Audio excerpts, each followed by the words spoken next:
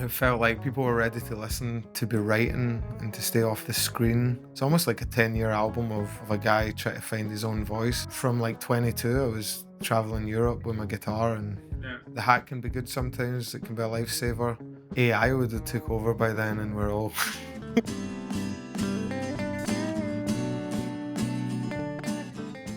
Well, today we're sitting with James Michael Rodgers, all the way from Glasgow, Scotland. yeah. You played a wonderful song in our kitchen. What was it called again? It's Can you called remind us? Old Man Song. Old Man Song. Is it a new song? It's on the new album. It's pretty new. And when is the new album coming out? March 2026. Yeah. Nice. Do you have a name for the album already? Yeah, it's called Dying in My Best Life. It sounds Deep. kind of optimistic as well. Yeah. Yeah, it's kind of like a twist. If this song had its own food or recipe, what would it be? Is there like a kind of food that suits the vibe, you think? Ooh, carbonara. Really? Yeah, like a good one. Hmm. Yeah. Vegetarian or like No, no, no. a real Meat. one? Yeah, meat with the grease and too much olive oil and Goose yeah, fat. yeah, yeah. Yeah, good spot.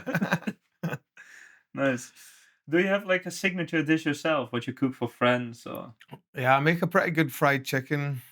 Yeah, and then a good lasagna. what's the secret for a good fried chicken? A good sometimes beer in the breadcrumbs and the batter. Oh, really? Yeah. Yeah, yeah, yeah. And just not cooking it too long, you know? Kinda take it out just 2 minutes before you think you should, and let it rest so it Yeah. cooks through and then it's Ah, still yeah. juicy, so the chicken stays juicy. Yeah. So you don't kill it twice. Yeah, yeah, exactly. Nice. Yeah, I think if people have go to acoustic folk indie gigs, they probably have seen you play. In Berlin, yeah, Yeah. probably. Like how long have you been in the city now? Nearly 10 years. Nearly 10 years. And what took you here An initially? ex, An ex? ex-fiance, yeah. Oh, wow. Yeah, Okay. yeah, yeah. Okay. Yeah. And what made you stay then? Probably Uh, not the ex-fiance. nothing. Okay. Complacency. No, the folk music scene, uh, it felt like a safe place to try out new things when I first came to Berlin because a lot of playing in Glasgow and stuff, the crowds, you have to show up and you have to sing loud and you have to like have a lot of bravado and to hold the crowd. And in Berlin when I came, it felt like people were ready to listen to the finger picking songs, to the sad songs, and it kind of helps you work on your songwriting, so it kind of gave like a safe space for me to find my own sound. Do you feel like something changed in like the crowds in Berlin, like before or after COVID, for example, in the last 10 years?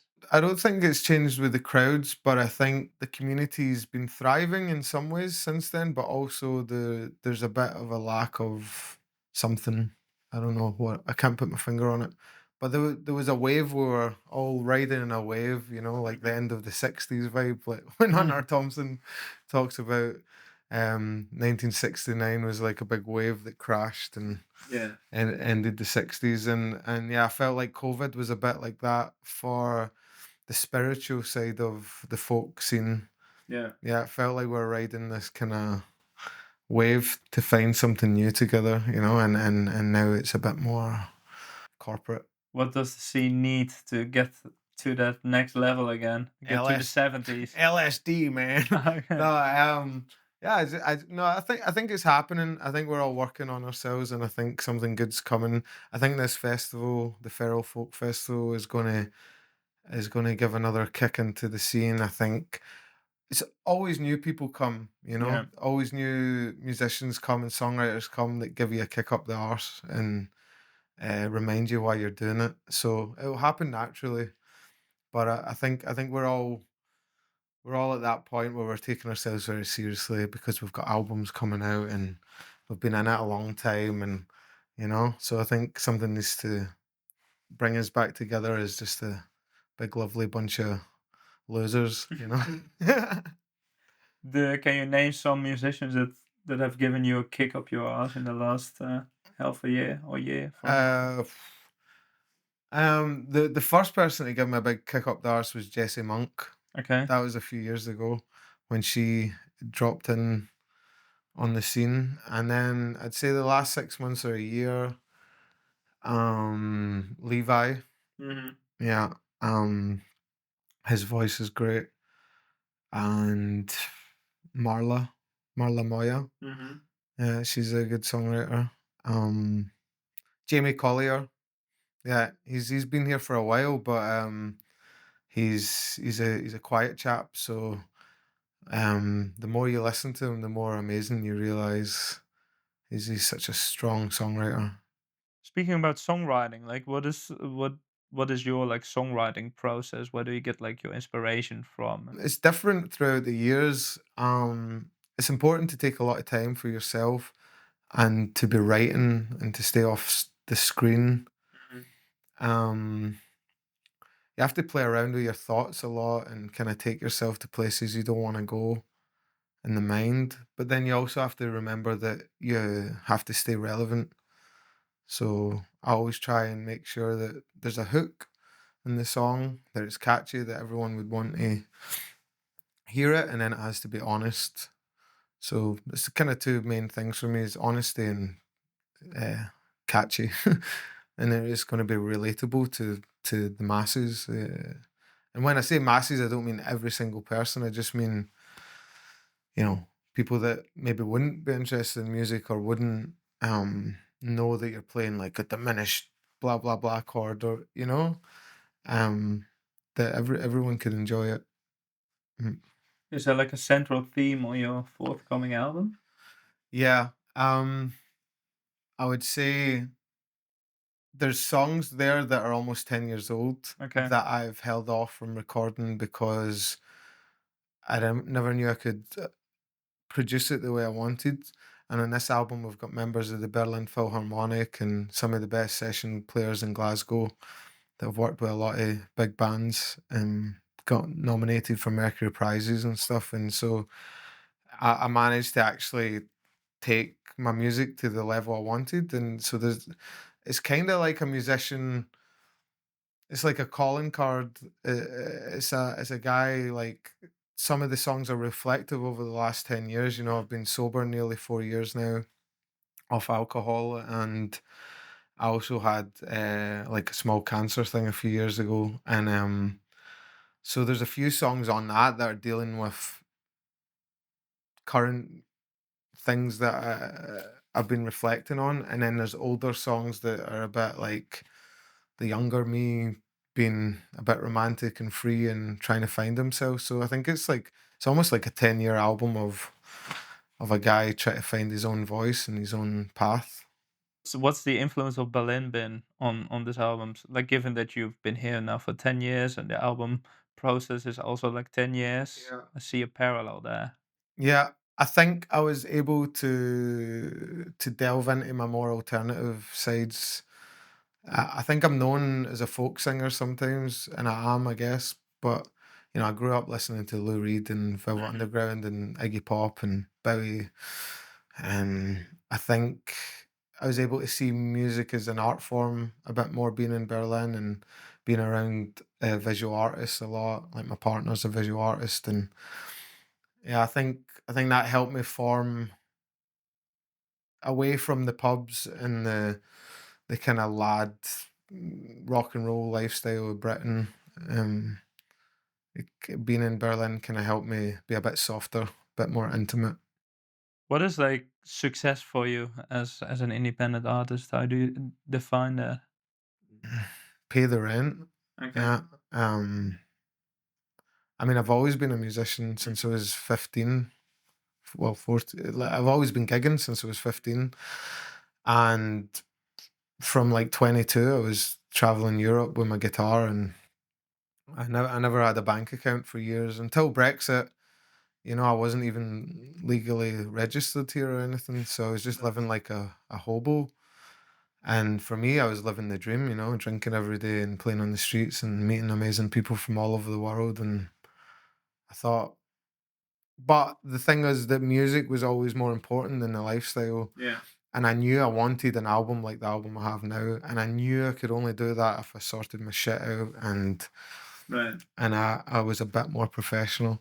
Right. So for me, I guess being a successful would be able to go on stages until I die, at least playing to like 20, 30 people that want to hear my stuff, and yeah, I can pay my way, you know. Mm. Speaking of gigs, do you have any like rituals before you get on stage or? Yeah, like usually I zone out a lot. I like to go a walk if I'm on tour. Yeah. I walk around all day. I don't once I do sound check, I don't like to be waiting around in the venue. Yeah. I don't like to be sitting on my phone. Yeah, so I usually go out of the venue and I come in just before I go on stage. Oh yeah. Yeah, because I like to be in my own mindset and my own zone. Yeah. Maybe listening to an album before it. Yeah, you organized a lot of gigs as well, Mhm. like not only playing them yourself. I mean, in Berlin, there's quite a negative trend of events shutting down, events being cancelled, angry neighbors. Can you share a bit of your own experience there? Like, what's for you like the constraints or like the yeah the difficult things for like having an event, independent events here? I think GEMA shoots the independent artists in the foot a little bit. Okay. Before I mean, I think venues should be paying it. Um, but I think there has. I think there's a way to do it differently. I think the small music venues don't get funded or um get much like ways to navigate things a little bit. I think venues should be paying the musicians a flat fee. Mhm. I think it is harder I understand that for a singer-songwriter, someone that's a songwriter, you don't know if your clientele is going to be interested in watching some guy that they don't know the music for. So in Britain, you've got the culture of there's a lot of cover bands all over the Yeah. pubs, and they get paid, but it works. The place is crowded, and so I think there needs to be more communication with the artists and the venues. I think venues try and sneak out of things. They should be paying musicians. They shouldn't be relying on the hat all the time. I like that the hat's there as a safety net. Yeah. The hat can be good sometimes. It can be a lifesaver, but it shouldn't be the norm. Yeah. You shouldn't just be getting two beers and a hat. Yeah. Um, if you are getting that, then and you want to do that, that's fine. But you got to remember that then you are doing a bit of a disservice to the community. But I also understand people need to earn their chops. Yeah. You need to. It's like any business. You need to be an apprenticeship at some point. And if that apprenticeship is going around the bars playing for money from the hat, that's fine. But when you've got touring acts like in their 30s, 40s, and they've been playing for 15 years, and there's many of them. I'm not just talking about myself. Like proper touring acts that can go out and play in Switzerland and whatever for like €1,000 a night. And when it comes to Berlin, they're begging guys like me at Space Medusa for a hat show, where they only put like €50 in the hat. Um, there's obviously a problem, Yeah. you know, with the city. Yeah. It's also the problem where you can't do ticketing, obviously. Yeah, no, I think I don't really know what the alternative is. Yeah, probably more like real venues with a door, Yeah, that have an entrance. yeah. Mm. And Gemma like somehow finding some sort of why isn't there like a support chain for smaller venues? Yeah. Whereas like maybe the money they take from the bigger venues, why does it not trickle down into the Yeah, because smaller if you host venues? yourself, you even have to pay money for make playing your own music. Yeah, yeah, Like yeah. It's that's really weird. But yeah, I mean that's also just Germany. yeah, And then there's also the neighbors. I think that was also one of the reasons why space sessions needed to stop, right? Because of like noise complaints and yeah. So I've space sessions ran for 4 years. It ran during COVID. At points we figured out ways to do that. It also ran during the start of the Ukraine war, which even though it's a Ukrainian bar and those guys were very affected physically, mentally through their community and their families. And there was a lot we done a lot of charity events and it still didn't stop them, you know. We kept it going for 4 years. And then this neighbor who apparently at first was very welcoming to the music, just started to decide that he renovated his apartment and he decided that it was too noisy. And we finished always at 10 o'clock, sometimes it was five past, you know, Yeah. but it's folk music and it wasn't super loud and And it was a Saturday night, it was a right? Saturday night. Yeah. And I mean, it's Skalitz. Yeah. It's one of the biggest party streets in Berlin. Probably not the best place to live when you want a chilled life on the weekend, right? Exactly. Yeah. I mean, it's the same with Loophole, right? Yeah. Like, also Yeah. new neighbors that didn't live there for very long and they just started complaining. And it's Yeah. very difficult because people go out to have a smoke and everything. There's always a bit of noise. Yeah, yeah, yeah. Yeah. Yeah, I don't really understand it. It's part of living in a city, you know. I lived in Sicily for years, and um, you know, the car horns, and you Yeah. know, it's part of the atmosphere. You know, you hear the church bells, you hear the people shouting at each other, you hear drunk people playing music at 2 in the morning. It's part of the atmosphere of the city. That's also why it's nice. Yeah. Yeah, yeah, it's nice. Do you have any plans of continuing it? It's at another place at some point. I would like to do a monthly thing Yeah. that's a bit more abstract, that's a bit more centered on um community. I'm still thinking about it, and a full band would be more about the sound and yeah, maybe a little bit centered on like Palestine Oh and yeah. what's going on and just think folk music's meant to speak up for people, you know, and I think it's getting a bit safe at the moment, singing about love songs and needs to change a bit. Needs to get his punk back. Yeah, yeah, needs to get his working class back. Oh, yeah, that makes sense. I mean, especially in Berlin, that would do pretty Yeah, well. Yeah. yeah, I think so. Yeah. What would at the moment be like your favorite venue in Berlin to play music? Kindlestubben, Yeah. Yeah. Kindlestubben open mic. Dave's been hosting it nearly 10 years now. He's one of the most important people in my life. He's created a safe space for all these musicians, and the guys at Kindlestubben they also get complaints and stuff, but the support the cause of the live music. And yeah, when you go there, you get humble because you realize how many amazing musicians and songwriters there are in the city. And I was saying it yesterday in the queue to sign up. You know, Grimson's in front of me, this guy Sam's behind me, Levi's there, and all these people are here, and you're just like, it's thousands of pounds worth of like, you know, I would pay a lot of money to watch these guys play. You know, and we're all turning up to sign up just to play a few songs. What time do you need to sign up? Early, Seven right? 7:30, yeah, Yeah. and people get cut off, you know. Yeah. Yeah, yeah. So Two it's songs, right? 2 songs. Yeah, so there's just all these amazing musicians, and they're, like, sitting there waiting just to play on the stage, so I think Kindlestubben is gonna be remembered forever. Nice. And in terms of food, do you have like a favorite restaurant here as well? Oh, good question. Yes, I like anything on Sonnenallee. Okay. Man, the Arab food in Berlin is the best food in the world.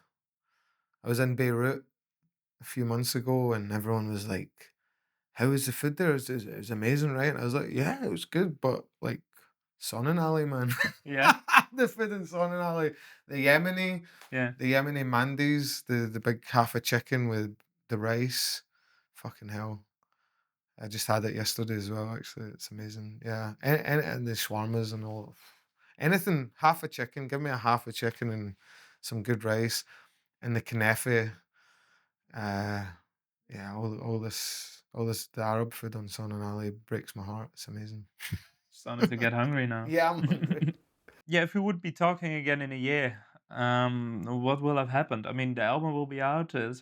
Like, do you have any other cool plans related to that? I think AI would have took over by then, and we're all gonna be in We're the fucked. Matrix. Yeah. Yeah, or World War III or something. No, a year from now, the album will be out, and I mean, I've already finished the next album, writing it, so hopefully that will already be by the time this album's out, I'll already have finished recording the next one. Yeah. Yeah, hopefully I'll have the record out in vinyl, and maybe I would like to go on tour with the full band, which is economically impossible. But it's fun though. It's fucking awesome. So like Yeah. I kinda hope to be riding that wave next year, just being on tour with the band and Yeah. on the road would be amazing. Yeah. Right. Well, I'm looking forward to that. Thanks, man. Thanks a lot for making the time for us here. Thanks for having me, guys. It's a And pleasure. see you around. See you around, my man.